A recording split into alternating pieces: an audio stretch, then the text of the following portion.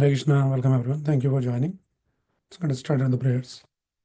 Namahom Vishnu Padaya Krishna Prestaya Bhutale Srimade Bhakti Vedanta Swamin Nidinamine Namaste Saraswate Deve Gauravani Pracharine Nirvisesha Shunyavadi Vashat Deshidarine Jai Shri Krishna Chaitanya Prabhu Nityananda Shri Advaita Gadadara Shri Vasadi Gaura Bhakta Vrinda Hare Krishna, Krishna Krishna, Hare Hare, Hare Rama, Rama Rama, Hare Hare,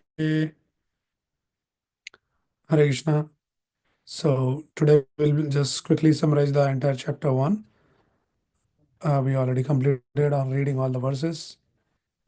So the chapter one had total 46 verse, 46 verses, which we already discussed one by one. Today we'll be doing the summary. So Bhagavad Gita, as we discussed earlier, it helps us to navigate to a destination. And also another very unique feature of Bhagavad Gita is that it first set the destination, and then after setting the destination, it navigates to a destination. So this is a very unique feature. Okay. And then first chapter, total 46 verses, which can be divided into basically two sections. First section, we can say there can be different ways of division. One division is the two, we can divide into two sections. So the first section is from verse number 1 to 27, and then second section is 28 to 46, where in the first section, which is more of like an introduction, observing the armies, and in the second section, Arjuna gives the various reasons for not fighting, right? So that is one way of dividing it. And then the chapter begins with the question of Dhritarashtra, and this is the only verse spoken in the entire Bhagavad Gita by Dhritarashtra. This is a verse number 1. Dharmakshetre Kurukshetre Samavetaye Sava Mahamaga Bandavashchaiva Kimakurvada Sanjaya. So here Dhritarashtra is asking the question to his secretary Sanjaya, who is the disciple of Vyasadeva.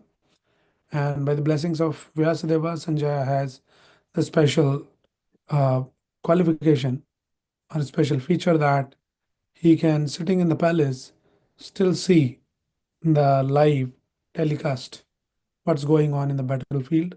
And by seeing the battlefield, sitting in the palace, he is narrating what is happening in the battlefield.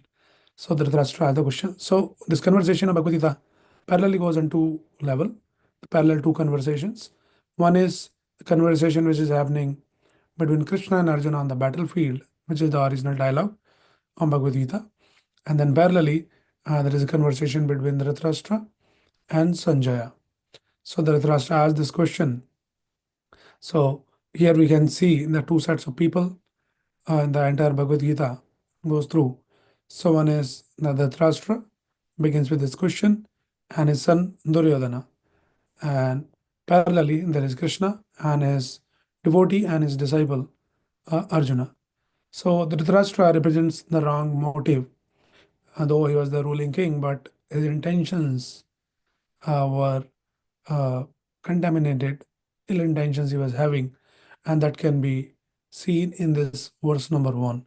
So Dhritarashtra represents the wrong intention, wrong motive, and Duryodhana represents the wrong action, wherein Krishna represents the right motive and Arjuna represents the right action.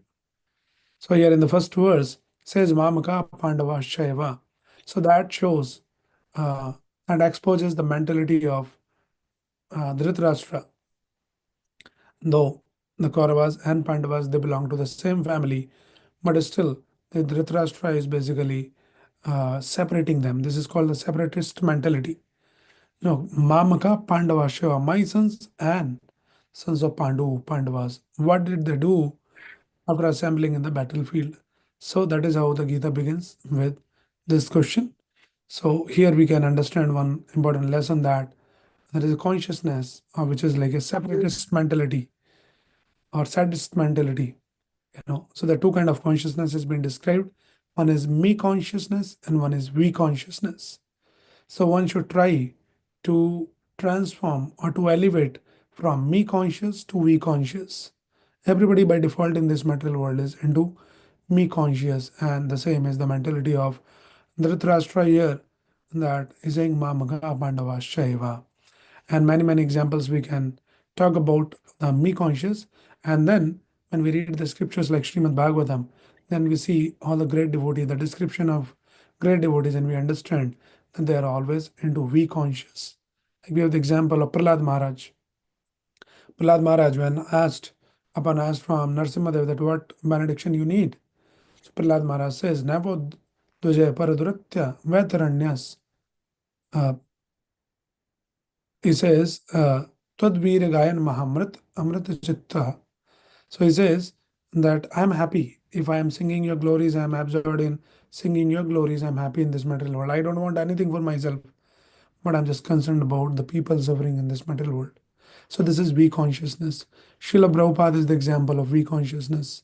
Prabhupada was happily sitting, nicely situated in Holy Dham, Vrindavan, as a revered sannyasi, absorbed in his bhajan, but he left his comforts, spiritual comforts, and came to this country, right, for the sake of so many suffering souls here. So this is we consciousness. So this is the mentality has been exposed here in the very first verse of Bhagavad Gita. So then Dhritarashtra asks this question, and after that flows goes that Duryodhana, he points out Dronacharya's mistake, that how expertly your disciple has arranged this military flanks. You have only trained them. If you would have not trained them, then probably our case would have been more strong case. So it's indirectly basically pointing out his own teacher. So that is his impudency. That is the nature, that is the character of Duryodhana, which has been exposed, revealed. That he is so audacious that he is actually pointing out his own teacher, Dronacharya, like that. And then there is a description about the armies, the Pandava armies, and some few three verses. And Duryodhana explains in this army there is Bhima, Arjuna, Virata, Yudhan, Drupada, and many more names. And then after that, he says, okay, let me tell you about our armies also. Duryodhana is telling that. And then there is a description of Kaurava's army, Bhishma, Karna, Kripa, Ashwathama, Vikarna, and all those people.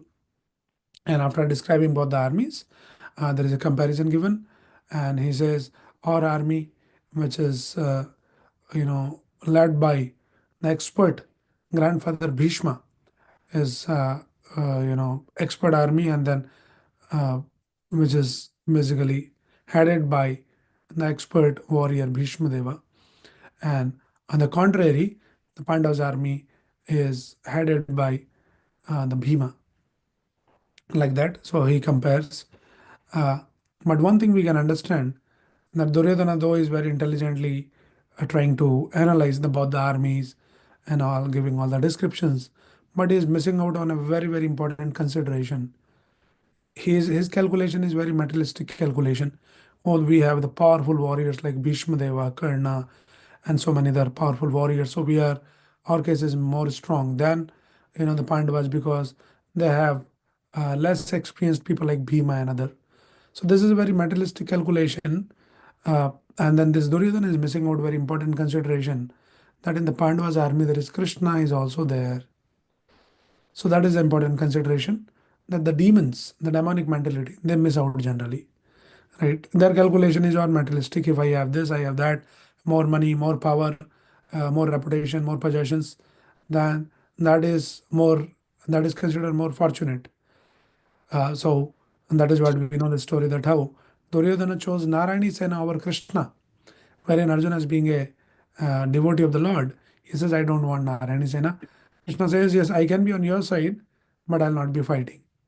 So Arjuna still, despite knowing that Arjuna will not even, lift any weapon, still he chose Krishna, because he knows if Krishna is there, you know, then everything else will be there. I don't want anything. I don't care about anything. And at the end of the Bhagavad Gita, the last verse we'll see Sanjay's conclusion, Yatra Yogeshwaro Krishna, Tripartho Dhanurdhara, Tatra Shri Vijayo Putir Dhruva Nitir Matir Mama. Wherever there is Krishna and devotee like Arjuna, then everything else will fall in place. Shri, Vijaya, the opulence, the victory, the morality, everything will fall in place. Right. So that is the right consideration, which Duryodhana is missing out. So he's giving the comparison. And his estimation is that our army is much more stronger than the Pandavas' army. And then, after pointing out the Dronacharya, he was a little thoughtful. He thought maybe, you know, he will he will uh, he might feel bad, and he also glorified Bhishma Dev. So he thought maybe other warriors they might feel a little discouraged that Bhishma Dev is the only one who is important. We are not important. So very diplomatically, he was an expert diplomat. Very diplomatically, he is dealing, and he says that now you should all, you know, take your position, stand on a very strategic points, and protect Bhishma Deva. So basically, creating the sense of that you are all very important. That you have to give, the backup, the protection to Bhishma Deva also. So this is in the first section we said from 1 to 27. The first section, this is first section 1 to 11, and then after that Bhishma blows his conch. So blowing of the conch happens here. And then on the contrary, the Krishna also, and Krishna and Arjuna, they also blows the conch. So the conch blowing happens, and then after the conch is blown, the different name of conch is given. Krishna Panchajanyam Rishikesho Devadattam Dhananjaya. So Krishna's conch is Panchajanya, Arjuna's Devadatta, and then Bhima's Pondaram. Yudhishthira's conch is Ananta Vijaya, Nakula's conch is Shukosha, and Sadev conch is Manipushpaka. So names are given. And then there is a description in this section that the, the shattering of the hearts of the sons of Dhritarashtra. So when Krishna and Arjuna, when they blow their conch shells, then all the people on the side of the Dhritarashtra, like Duryodhana's side, their heart shattered. But there is no heartbreaking for Pandavas has been described because of their confidence in Krishna. They're very, very confident, all the Pandavas, right? So this is where the second section that first the observing the army, second blowing of the conch shells, and then Arjuna desired to observe the armies that Krishna, please take my chariot. I want to see. I'm interested in seeing that who and all has assembled here in this battlefield to fight.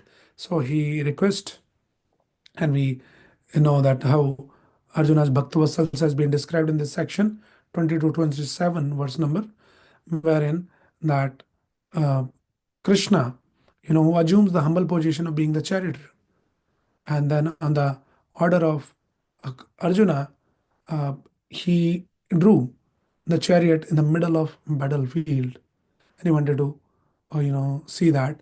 And Krishna, very strategically placed his chariot in front of Bhishma Drona Pramukataha, in front of Bhishma and Drona. So Krishna's Bhakta Vatsalta has been described that Lord is addressed as Achyuta.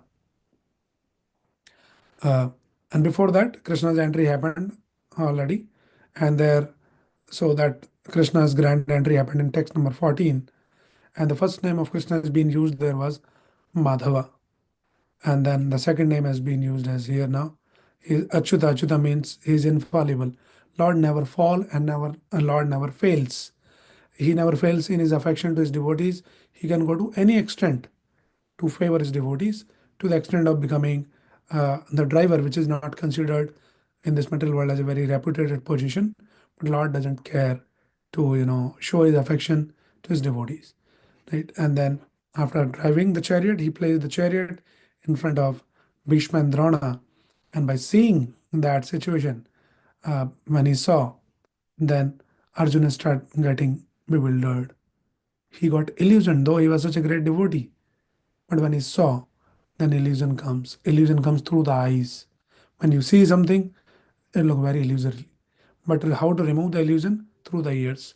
We have to hear from the scriptures, we have to hear from the right sources, from the bona fide teachers and the associate devotees. Then our illusion can go. So illusion comes from through the eyes and it goes through the ears. Just by hearing from the bona fide source, Guru Sadhu Shastra, all our illusion and our illusory concepts can be purified. So here, Arjuna got completely bewildered. He was overwhelmed with compassion and grief stricken. And then that is where the kind of the first section. And then in the second section, Arjuna start giving the different reasons for not fighting, just to remember all those regions. We can remember C, D, E, F. We already discussed. So C is the compassion. So in the first three verses, 28, 29, 30, he gives the and the description what is happening out of compassion for his relatives, for his family members. He was so overwhelmed that he was not even able to sustain his bow Gandiva.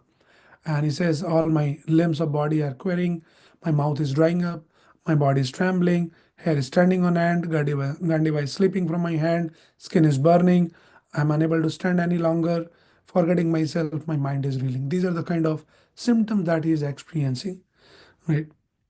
And then Prabhupada clarifies that all the symptoms of Arjuna, though he was a very powerful Kshatriya warrior, but all this kind of symptoms of weakness is not because of his cowardice, but because of his soft-heartedness as being a pure devotee of the Lord.